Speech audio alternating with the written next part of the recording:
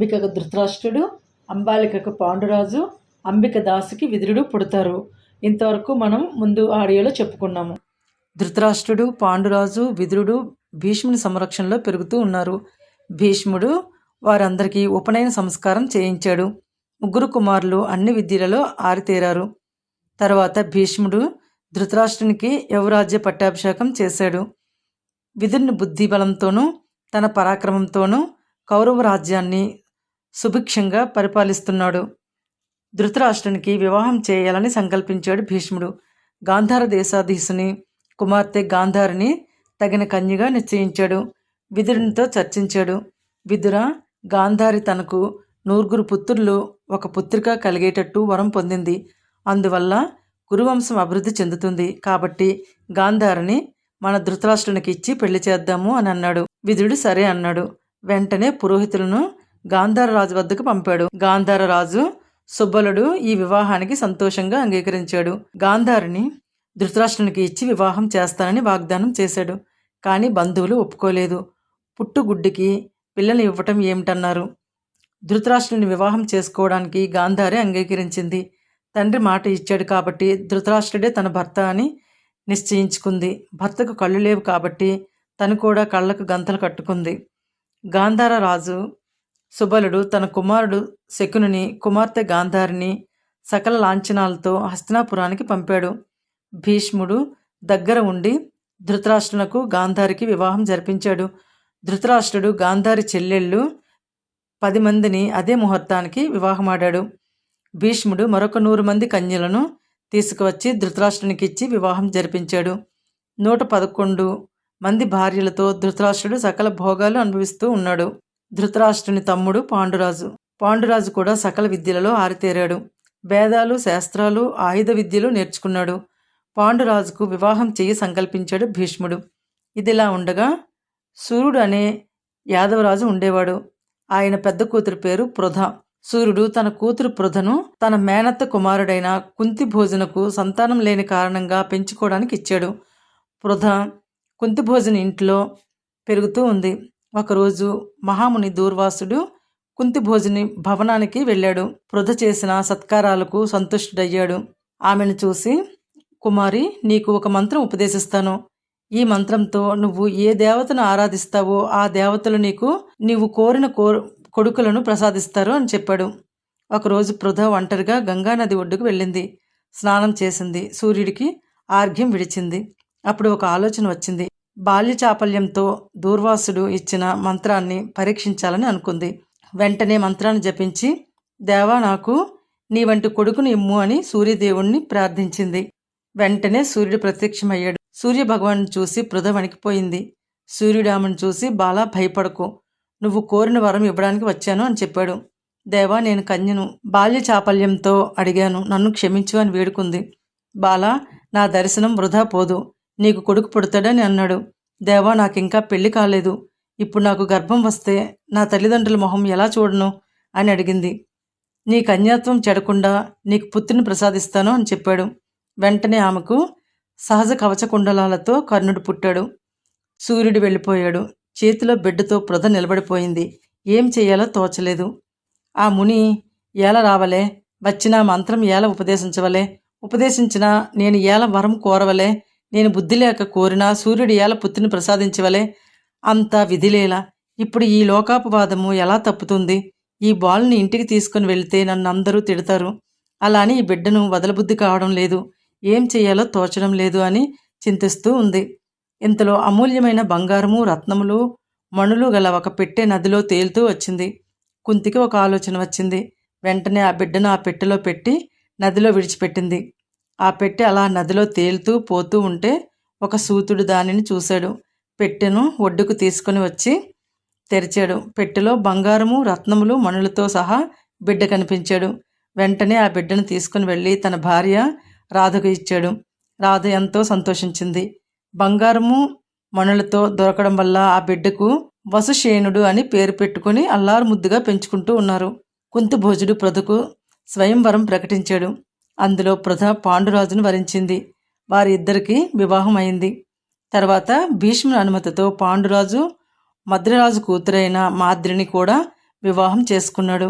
వివాహం అయిన తర్వాత పాండురాజు దిగ్విజయ యాత్రకు వెళ్ళాడు. 4 దిక్కులలో ఉన్న రాజులందరినీ జయించాడు. రాజ్యాన్ని విస్తరించాడు. రాజులందరూ కురు సామ్రాజ్యానికి సామంతులయ్యారు. పాండురాజు 100 అశ్వమేధ యాగాలు చేశాడు. ఒకరోజు పాండురాజు వేట నిమిత్తం అడవికి వెళ్ళాడు. అతని భార్యలైన కుంతి, మాద్రి కూడా అతని వెంట వెళ్లారు. ఒకరోజు ఎంత వెతికినా ఒక్క జంతువు కూడా కనపడలేదు. పాండురాజు విసుగుతో వెతుకుతూ ఉన్నాడు. అప్పుడు ఆ అడవిలో ఒకచోట ఒక మగజింక, ఒక ఆడజింక ప్రణయ కలాపాలలో మునిగి తేలుతూ ఉన్నాయి. గురి చూసి ఆ 2 జింకలను కొట్టాడు. అందులో ఆడజింక వెంటనే చనిపోయింది. మగజింక కొన ఊపిరితో ఉంది. పాండురాజు ఆ జింక దగ్గరికి వెళ్ళాడు. పాండురాజును చూసి ఆ మగజింక, రాజా, వేటాడుట రాజధర్మం, అందువలన మమ్మల్ని చంపటంలో మీకు దోషం లేదు. కానీ పరిగెత్తలేనివి, ప్రణయ కలాపంలో ఉన్నవి, వ్యాధితో బాధపడుతున్నవి అయిన మృగాలను కిరాతకులు కూడా కొట్టరు. నువ్వు ఈ ధర్మం తెలిసి కూడా మమ్మల్ని కొట్టావు. ఎందుకు అలా చేశావు అని అడిగింది. దానికి పాండురాజు, ఓ మృగమా, నేను నిన్ను మోసం చేసి కానీ నమ్మించి కానీ చంపలేదు. వేటాడి చంపాను. అది నా ధర్మము. ఇందులో నా దోషం లేదు అని అన్నాడు. దానికి ఆ జింక, ఓ రాజా, ప్రణయ కలాపములలో తేలియాడుతున్న మమ్మల్ని కొట్టావు కాబట్టి నువ్వు నీ భార్యలతో సంగమిస్తే నువ్వు మరణాన్ని పొందుతావు అని శాపమిచ్చి తన ప్రాణాలు విడిచింది. ఆ శాపంతో పాండురాజు ఎంతో దుఃఖించాడు. సంసార సుఖము లేనప్పుడు తపస్సు చేయడమే శరణ్యం అనుకున్నాడు. తన భార్యలను చూసి, మీరు హస్తినాపురానికి తిరిగి వెళ్ళండి. నా శాప విషయము భీష్మునికి, సత్యవతీదేవికి చెప్పండి. మీరు అక్కడనే ఉండండి అని అన్నాడు. దానికి వారు దుఃఖించి, మేము మిమ్మల్ని విడిచిపెట్టి వెళ్ళము, మీ వెంటే ఉంటాము అని అన్నారు. పాండురాజు తన వెంట వచ్చిన వారికి తన వద్ద ఉన్న అన్ని వస్తువులను దానం చేశాడు. వేట నిమిత్తం వచ్చిన వారినందరినీ తిరిగి రాజధానికి పంపించాడు. ముని వృత్తి అవలంబించి భార్యలతో వానప్రస్థానికి బయలుదేరాడు. ఉత్తర దిక్కుగా ప్రయాణం చేసి శతశృంగ పర్వతం మీద తపస్సు చేసుకుంటూ ఉన్నాడు. కుంతి, మాద్రి అతనిని సేవిస్తూ అతని వెంటనే ఉన్నారు. ఒక అమావాస్య రోజు మహారుషులందరూ బ్రహ్మలోకానికి పోతూ ఉన్నారు.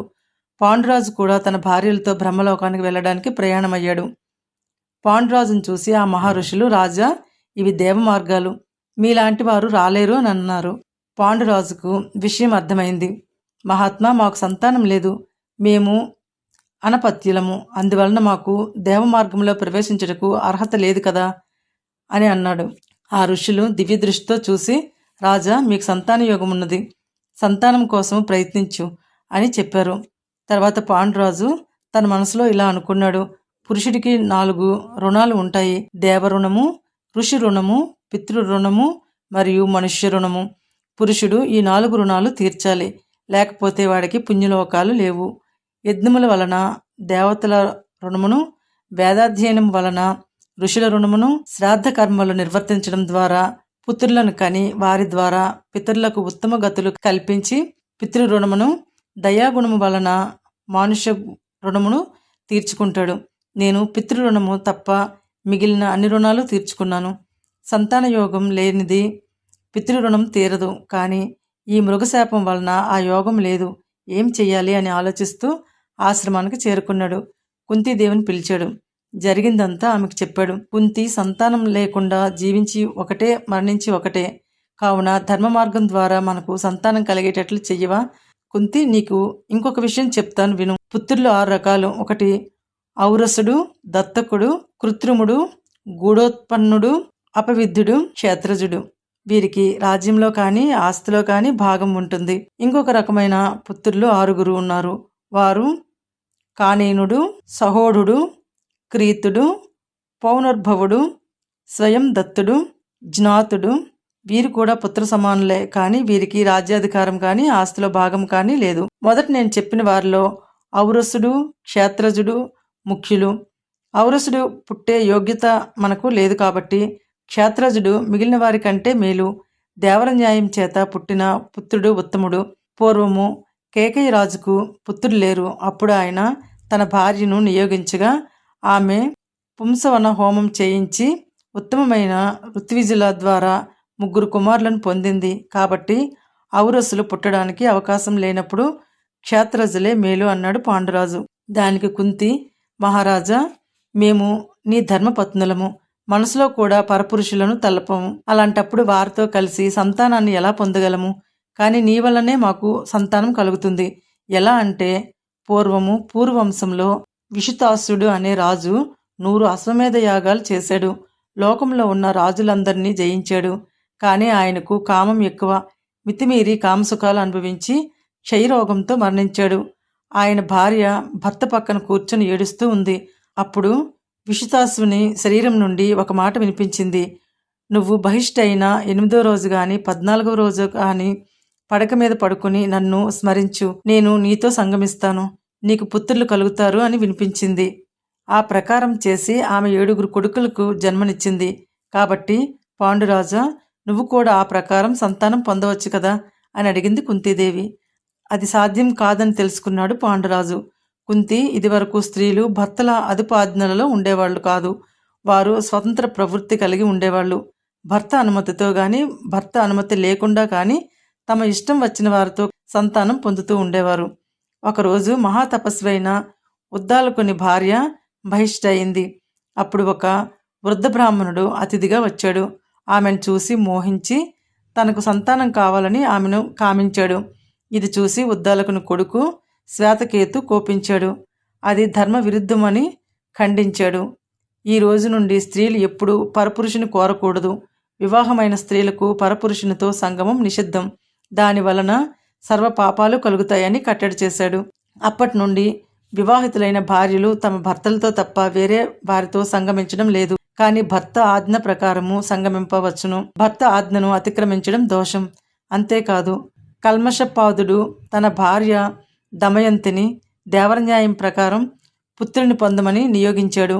భర్త ఆజ్ఞ అతిక్రమిస్తే పాపం వస్తుందని దమయంతి వశిష్ఠుని వలన అస్మకుడు అనే పుత్రుని పొందింది. అలాగే నువ్వు కూడా దేవరన్యాయంతో పుత్రులను పొందుము అని నీకు చేతులెత్తి నమస్కరిస్తాను అని దీనంగా అన్నాడు పాండురాజు. కుంతీదేవి భర్త పడుతున్న ఆవేదనకు చలించిపోయింది. ఆమెకు చిన్నప్పుడు దూర్వాస మహాముని ఉపదేశించిన మంత్రం గుర్తుకు వచ్చింది. తనకు కర్ణుడు పుట్టడం తప్ప మిగిలిన విషయం అంతా పాండురాజుకు చెప్పింది. పాండురాజా, ఆ మంత్రం సహాయంతో మనకు సంతానం కలుగుతుంది. నేను ఏ దేవతను ఆరాధించాలో చెప్పండి అని అడిగింది కుంతి. కుంతి, ధర్మదేవుడిని మించిన దేవత లేదు, అతనిని స్మరించుము అన్నాడు. అలా భర్త చేత నియోగించబడిన కుంతి శుచి అయి ధర్ముడిని మనసారా ధ్యానించింది. ధర్ముడు ఆమెకు ప్రత్యక్షమయ్యాడు. అతని దయ వలన కుంతీదేవి గర్భం ధరించింది. 1 సంవత్సరం కాలం పూర్తి కాగానే ఒక కుమారుడు జన్మించాడు. ఆకాశవాణి ఆ బిడ్డకు యుధిష్ఠిర అని నామకరణం చేసింది. అతనిని చూసి అక్కడున్న మహర్షులు అతను కురువంశానికి రాజు అవుతాడని, ధర్మం తప్పకుండా రాజ్యం చేస్తాడని పలికారు. ఇదిలా ఉండగా హస్తినాపురంలో ధృతరాష్ట్రుడి వలన గాంధారి గర్భవతి అయింది. అది కూడా కుంతీదేవి కన్నా ముందే గర్భవతి అయింది. కానీ ఎంతకు ఆమెకు ప్రసవం కాలేదు. ఇంతలో కుంతీదేవికి యుధిష్ఠిరుడు పుట్టాడని వార్త తెలిసింది. అది విని భరించలేక గాంధారి తన కడుపు మీద కొట్టుకుంది. ఆమెకు గర్భస్రావం అయింది. అది విని కృష్ణ ద్వైపాయనుడు హస్తినకు వచ్చాడు. వెంటనే ఆ మాంస ఖండములను 101గా విభజించి వాటిని నీతి కుండలలో పెట్టి కాపాడమని ఆమెకు 100 మంది పుత్రులు 1 పుత్రిక కలుగుతారని చెప్పాడు. గాంధారి తను చేసిన పనికి చింతించి కృష్ణ ద్వైపాయనుడు చెప్పినట్టు చేసింది. అక్కడ శతశృంగ పర్వతం మీద ఉన్న పాండురాజుకు మరొక కొడుకు కావాలని అనిపించింది. కుంతిని చూసి, కుంతి, ఈసారి నువ్వు వాయుదేవుణ్ణి స్మరించి అంతటి బలసంపన్నుడైన కొడుకును పొందు అని చెప్పాడు. కుంతీదేవి భర్త మాట ప్రకారము వాయుదేవుణ్ణి ప్రార్థించింది. ఆయన దయ వలన గర్భం ధరించింది. 1 సంవత్సరం తీరగానే ఆమెకు వాయుదేవుని అంశతో అమిత బలసంపన్నుడైన పుత్రుడు జన్మించాడు.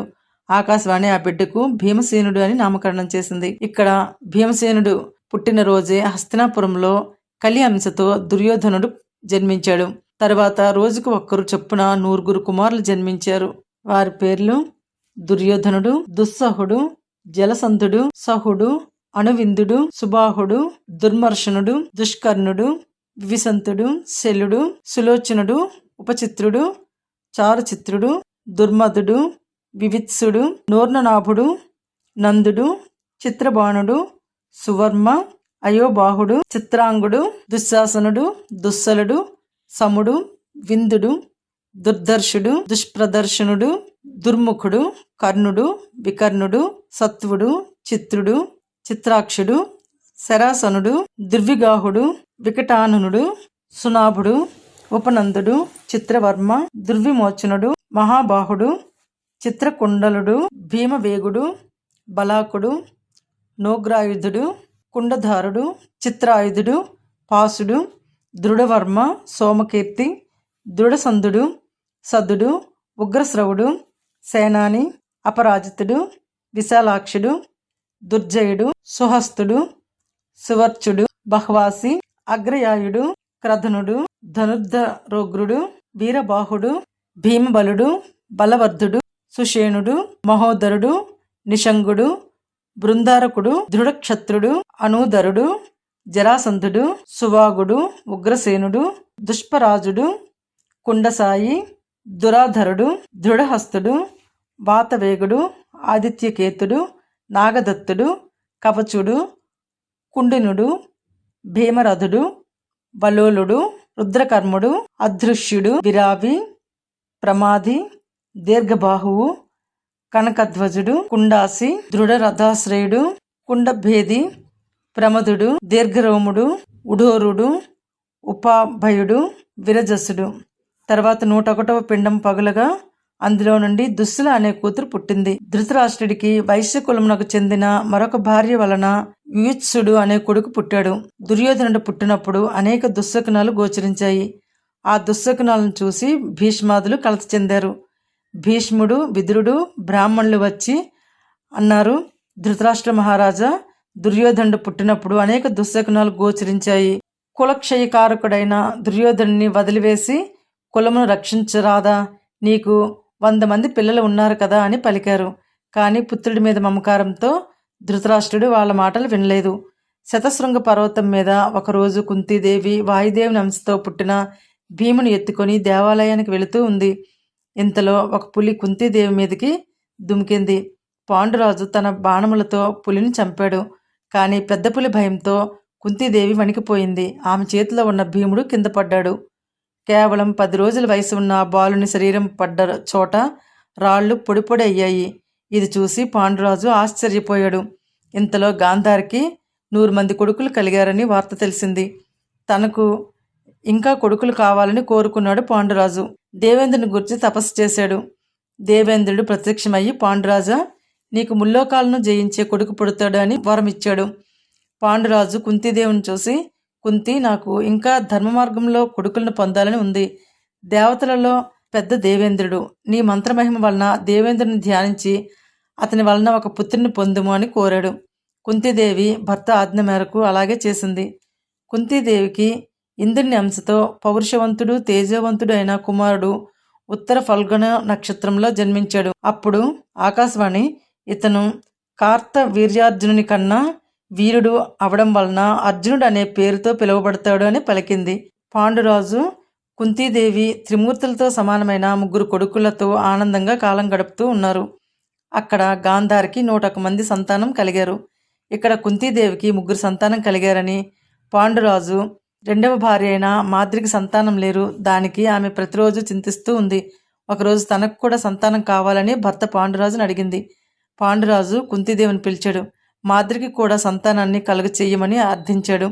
కుంతీదేవి భర్త మాట ప్రకారము దుర్వాసుడు ఉపదేశించిన మంత్ర ప్రభావంతో సకల లోక కళ్యాణ కారకులైన అశ్విని దేవతలను ప్రార్థించింది. వారు ప్రత్యక్షమయ్యారు. మాద్రికి సంతానం కలిగించమని ప్రార్థించింది.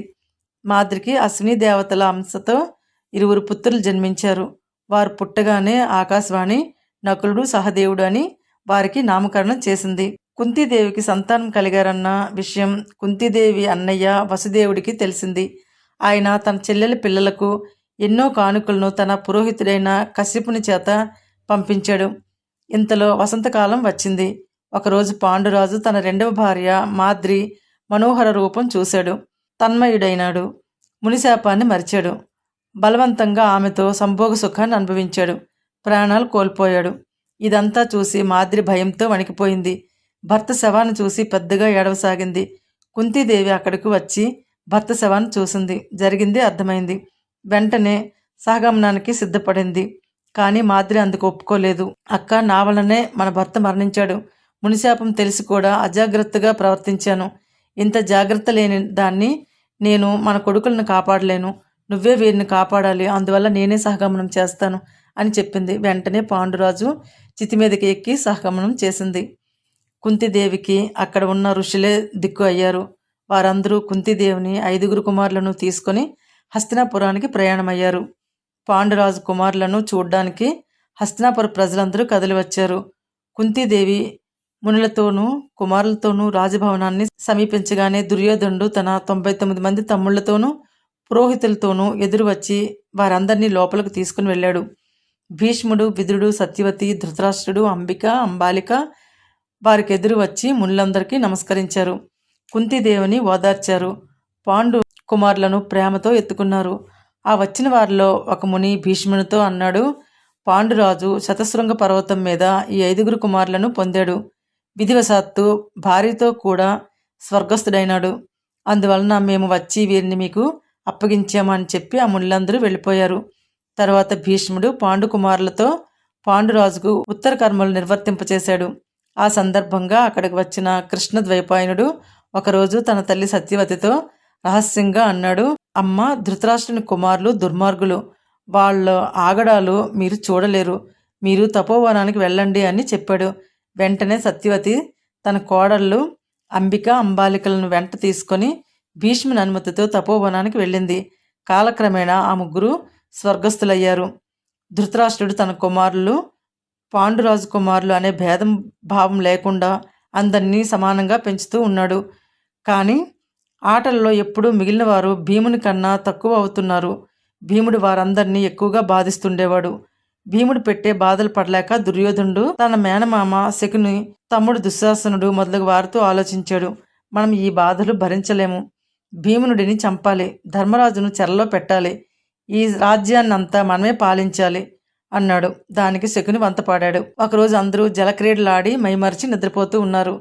ఆ సమయంలో దుర్యోధనుడు భీముని తీగలతో కట్టించి గంగలో తోయించాడు. కానీ భీముడు నిద్ర మేల్కొని ఒళ్ళు విరుచుకోగానే ఆ తీగలన్నీ తెగిపోయాయి. మరి ఒకరోజు దుర్యోధనుని ఆజ్ఞతో అతని సారథి భీముని నల్లతాచు పాములతో కరిపించాడు. కానీ భీముడి వజ్ర శరీరాన్ని ఆ పాము కోరలు ఛేదించలేకపోయాయి. భీముడు నిద్రలేచి ఆ పాములను చంపేశాడు. మరొక రోజు దుర్యోధనుడు కాలకోట విషాన్ని అన్నంలో కలిపి భీముడికి పెట్టించాడు. కానీ భీముడు ఆ విషాన్ని కూడా జీర్ణం చేసుకున్నాడు. ఈ విధంగా భీముని చంపాలని అనే దుర్యోధనుడు చేసిన ప్రయత్నాలన్నీ విఫలమయ్యాయి. ఇంకా ఏ విధంగా పాండవులకు కీడు చేయాలని దుర్యోధనుడు ఆలోచిస్తూ ఉన్నాడు. భీష్ముడు కురుకుమారులందరికీ కృపాచార్యుని వద్ద, ద్రోణాచార్యుని వద్ద విలువిద్య నేర్పించసాగాడు. అప్పుడు జనమేజయుడు వైశంపాయనునితో అన్నాడు, మహర్షి, మాకు కృపాచార్యుడు, ద్రోణాచార్యుని జన్మ వృత్తాంతాలను చెప్పండి అని అడిగాడు. జనమేజయునితో వైశంపాయనుడు కృపాచార్యుని జన్మ వృత్తాంతాన్ని చెప్పసాగాడు. గౌతముడు అనే మహామునికి శరద్వంతుడు అనే కుమారుడు ఉన్నాడు. అతనికి వేదాలు చదవడం ఇష్టం లేదు. ధనుర్విద్యలో ప్రావీణ్యం సంపాదించాడు. ఇంకా సాధించాలని ఘోరమైన తపస్సు చేస్తూ ఉన్నాడు. ఆ తపస్సును భంగం చెయ్యాలని దేవేంద్రుడు జలపద అనే యవ్వనవతిని పంపించాడు. శరద్వంతుడు ఆమెను చూసి పరవశుడయ్యాడు. అతని చేతిలో నుండి ధనుర్బాణాలు, జింక చర్మము కింద పడ్డాయి. కామోద్రేకంలో అతనికి వీర్యపతనం అయింది. శరద్వంతుడు మరలా తపస్సుకు వెళ్ళాడు. అతని వీర్యము ఒక రెల్లి పొదలో 2 భాగాలుగా పడింది. ఆ వీర్యంలో నుండి ఒక కొడుకు, ఒక కూతురు జన్మించారు. ఒకరోజు శంతను మహారాజు వేటకు వచ్చి ఆ బిడ్డలను పక్కనే పడి ఉన్న ధనుర్బాణాలను, జింక చర్మాన్ని చూశాడు. వారు బ్రాహ్మణ కుమారులే ఉంటారని తలచి తీసుకుని వెళ్ళి పెంచుకున్నాడు. వారికి కృపుడు, కృపి అని పేర్లు పెట్టాడు. కొంతకాలం తర్వాత శరద్వంతుడు శంతనుని వద్దకు వచ్చాడు. వారు తన సంతానమని శంతనునికి చెప్పాడు. కృపునికి ఉపనయనం చేశాడు. తానే స్వయంగా ధనుర్విద్యను కృపుడికి నేర్పించాడు. అలాంటి కృపాచార్యుని భీష్ముడు పిలిపించి పాండుపుత్రులకు, దుర్యోధనాదులకు విలువిద్య నేర్పించడానికి నియమించాడు. తరువాత వైశంపాయనుడు జనమేజయునితో ద్రోణాచార్యుని జన్మ వృత్తాంతాన్ని ఇలా చెప్పసాగాడు. భరద్వాజ మహాముని గంగా తీరంలో తపస్సు చేసుకుంటూ ఉన్నాడు. ఒకరోజు ఘృతాచి అనే అప్సరస గంగానదిలో జలకాలాడుతూ ఉంది. గాలికి ఆమె చీర తొలగిపోయింది.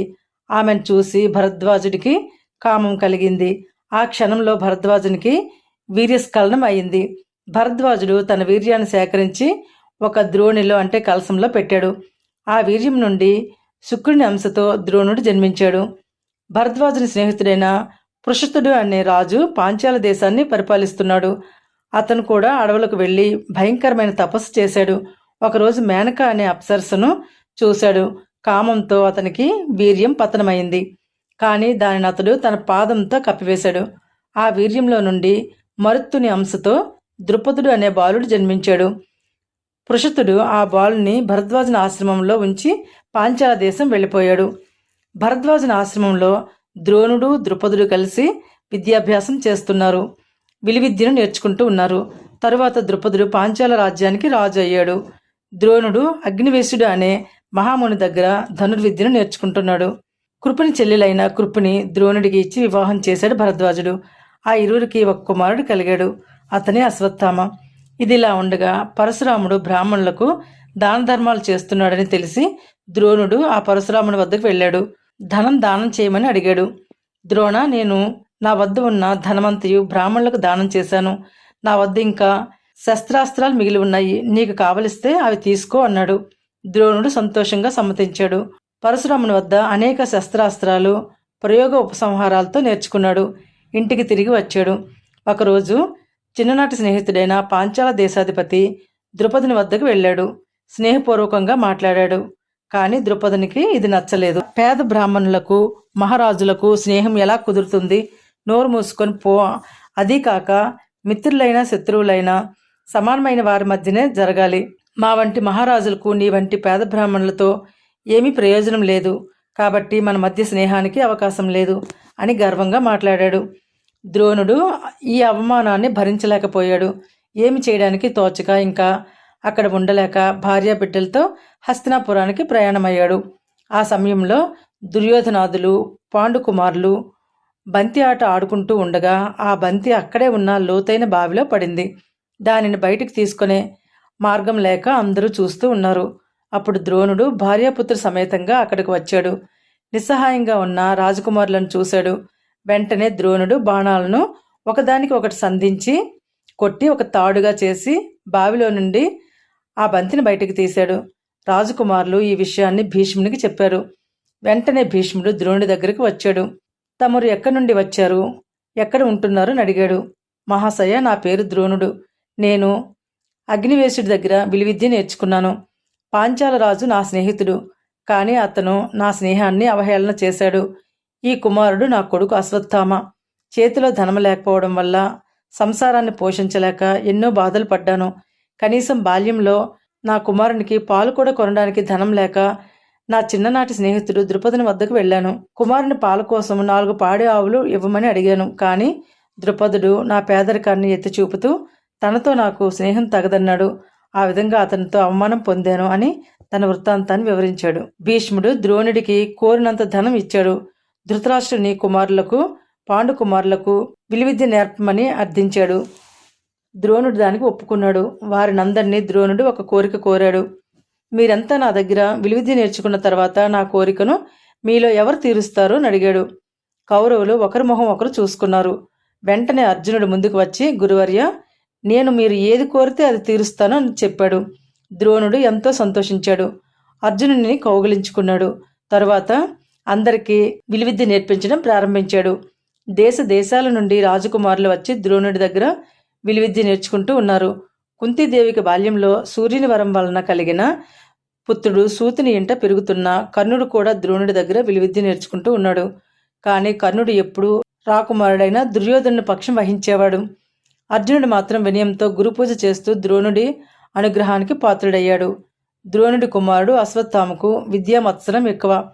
అర్జునుడు చీకట్లో బాణాలు వేయడం అనే విద్య నేర్చుకోవడం అశ్వత్థామకు ఇష్టం లేదు.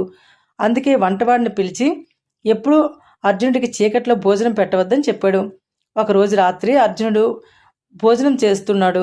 పెద్ద గాలి వీచింది. దీపం ఆరిపోయింది. అలవాటు ప్రకారం అర్జునుడు అన్నం తింటూనూ ఉన్నాడు. అర్జునుడికి ఒక ఆలోచన వచ్చింది. చీకట్లో అన్నం తిన్నట్టు చీకట్లో విలువిద్య కూడా నేర్చుకోవచ్చని తెలుసుకున్నాడు. అప్పటి నుండి చీకట్లో బాణాలు వేయడం ఆరంభించాడు. ఒకరోజు చీకట్లో అర్జునుడి అల్లెతాటి ధ్వని విన్నాడు ద్రోణుడు. అస్త్ర విద్యలో అర్జునునికి కల పట్టుదలకు సంతోషించాడు. ద్రోణుడు తాను పరశురాముని వద్ద నేర్చుకున్న అస్త్ర విద్యలన్నీ నేర్పించి తనంత వాడిగా తయారు చేశాడు. ద్రోణుడి కీర్తిని విని హిరణ్యధన్వుడు అనే ఎరుకల రాజు కొడుకు ఏకలవ్యుడు ద్రోణుడి వద్దకు వచ్చి విలువిద్య నేర్పమని అడిగాడు. కానీ ద్రోణుడు హీనజాతివాడైన ఏకలవ్యుడికి విలువిద్య నేర్పడానికి అంగీకరించలేదు. అప్పుడు ఏకలవ్యుడు అడవిలోకి వెళ్ళి మట్టితో తన గురువుగారైన ద్రోణుడి విగ్రహాన్ని తయారు చేశాడు. దానిని భక్తితో పూజించాడు. ఆ విగ్రహం ఎదురుగా విలువిద్య సాధన చేశాడు. ఒకరోజు పాండవులు కౌరవులు వేట నిమిత్తం సమీపంలో ఉన్న అడవికి వెళ్లారు. పాండవులకు చెందిన కుక్క తప్పించుకొని అడవిలోకి పారిపోయింది. అది ఏకలవ్యుడి సాధన చేస్తున్న ప్రదేశానికి వెళ్లి మొరగసాగింది. ఏకలవ్యుడు 7 బాణాలను సంధించి ఆ కుక్క నోట్లో కొట్టాడు. ఆ కుక్క వెనక్కి తిరిగి కురుకుమారుల దగ్గరకు వచ్చింది. దానిని చూసి కురుకుమారులు ఆశ్చర్యపోయారు. ఆ బాణాలు ఎవరు వేశారు అని వెతుకుతూ వెళ్లారు. వారికి జింక చర్మాన్ని కట్టుకున్న ఏకలవ్యుడు కనిపించాడు. వారు అతనిని చూసి, నువ్వెవరు? విలువిద్యలో నీకు గురువు ఎవరు అని అడిగారు. దానికి ఏకలవ్యుడు, నా పేరు ఏకలవ్యుడు, ఎరుకల రాజు కొడుకును, నా గురువు ఇదిగో ఈయన ద్రోణాచార్యులు అని విగ్రహం చూపించాడు. కురుకుమారులు తిరిగి వచ్చి ద్రోణుడికి విషయమంతా చెప్పారు. కానీ అర్జునుడు భరించలేకపోయాడు. ద్రోణుడిని ఒంటరిగా కలుసుకొని, గురువుగారు నేనే తమ ప్రియ శిష్యుడు అన్నారు. అన్ని విద్యలు నేర్పించాను అని అన్నారు. కానీ ఆ ఎరుకలవాడు తమకు ప్రియ శిష్యుడట కదా, అతనికి నాకన్నా విలువిద్యలో నైపుణ్యం ఎక్కువట కదా అని అడిగాడు. ద్రోణుడికి ఇదేమీ అర్థం కాలేదు. అర్జునుడి వెంట ఏకలవ్యుడు ఉండే ప్రదేశానికి వెళ్ళాడు. ఏకలవ్యుడు ద్రోణుడికి ఎదురు వచ్చి నమస్కరించి, అయ్యా నేను తమరి శిష్యుణ్ణి, విలువిద్య నేర్చుకున్నాను అని చెప్పాడు. వెంటనే ద్రోణుడు, మరి నాకు గురుదక్షిణ ఇవ్వవా అని అడిగాడు. గురువుగారు, ఇది నా దేహం, ఇది నా ధనం, వీరు నా సేవకులు, మీకు ఏమి కావాలో కోరుకోండి ఇస్తాను అని అన్నాడు. నీ కుడి చేతి బొటనవేలు కోసి నాకు ఇవ్వు, అదే నాకు గురుదక్షిణ అన్నాడు ద్రోణుడు. ఏకలవ్యుడు ఆలోచించకుండా కత్తి తీసుకొని తన కుడి చేతి బొటనవేలు కోసి ఇచ్చాడు. ఇంకా ఏకలవ్యుడు విల్లు పట్టలేడు, బాణం సంధించలేడు. తను నేర్చుకున్న విలువిద్యనంతా కోల్పోయాడు. అర్జునుడి మనసుకు సంతోషం కలిగింది. భీముని బలాన్ని, అర్జునుడి విలువిద్యను చూసి దుర్యోధనాదులు సహించలేకపోయారు. ఒకరోజు ద్రోణుడు తన శిష్యులకు విలువిద్య పరీక్ష పెట్టాడు. ఒక బొమ్మ పక్షిని తయారు చేసి ఒక చెట్టు పైభాగాన ఉన్న కొమ్మకు కట్టాడు. తన శిష్యులందరికీ దానిని చూపించాడు. మీరు అందరూ మీ ధనస్సులు ఎక్కుపెట్టి నేను చెప్పినప్పుడు ఆ పక్షిని కొట్టండి అని చెప్పాడు. ధర్మరాజును పిలిచాడు. విల్లు ఎక్కుపెట్టమన్నాడు. ధర్మరాజా, చెట్టు కోసం ఉన్న పక్షి తలను చూసావా అని అడిగాడు. చూశాను గురువర్య బదులు చెప్పాడు ధర్మరాజు. ఆ చెట్టును, నన్ను, నీ తమ్ముళ్లను చూసావా అని అడిగాడు. చూశాను గురువర్య అన్నాడు ధర్మరాజు. నీ దృష్టి చెదిరింది, నువ్వు దీనిని కొట్టలేవు అన్నాడు. ఆ మాదిరి మిగిలిన వారిని అందరినీ అడిగాడు. వారందరూ తమకు చెట్టు కోసం ఉన్న పక్షి తలతో పాటు మిగిలినవన్నీ కనబడుతున్నాయి అని చెప్పారు. ఆఖరున అర్జునుడిని విల్లు ఎక్కుపెట్టమన్నాడు ద్రోణుడు. మిగిలిన వాళ్ళని అడిగినట్లు అడిగాడు. అర్జునుడు మాత్రం, గురుదేవా, నాకు పక్షి తల తప్ప వేరే ఏదీ కనిపించడం లేదు అని బదులు చెప్పాడు. కొట్టు అన్నాడు ద్రోణుడు. అర్జునుడు బాణం విడిచాడు. పక్షి తల తెగిపడింది. అర్జునుడిని ఏకాగ్రతకు, లక్ష్య భేదనకు ద్రోణుడు సంతోషించాడు. ఒకరోజు రాకుమారులందరూ కలిసి గంగా నదికి స్నానం చేయడానికి వెళ్లారు. గురువుగారైన ద్రోణుడు నదిలో మునిగి స్నానం చేస్తున్నాడు. నదిలో ఉన్న ఒక మొసలి ద్రోణుడి తొడ పట్టుకొని నీటిలోకి లాగసాగింది. వెంటనే ద్రోణుడు, రాకుమారులారా, నన్ను ఈ మొసలి బారి నుండి కాపాడండి అని పెద్దగా అరిచాడు. రాకుమారులంతా దిక్కుతోచక అటు ఇటు పరిగెడుతూ ఉన్నారు. అర్జునుడు మాత్రము నీటిలో కనిపించకుండా ఉన్న ఆ మొసలిని తన బాణాలతో కొట్టి ద్రోణుడిని కాపాడాడు. అతని విలువిద్య నైపుణ్యానికి ద్రోణుడు సంతోషించాడు. ఎప్పటికైనా ద్రుపదుని మీద ఉన్న తన పగను తీర్చేవాడు అర్జునుడే అని నమ్మకం కుదిరింది. అందుకని అర్జునుడికి అనేక దివ్యమైన అస్త్రాలను ఇచ్చాడు.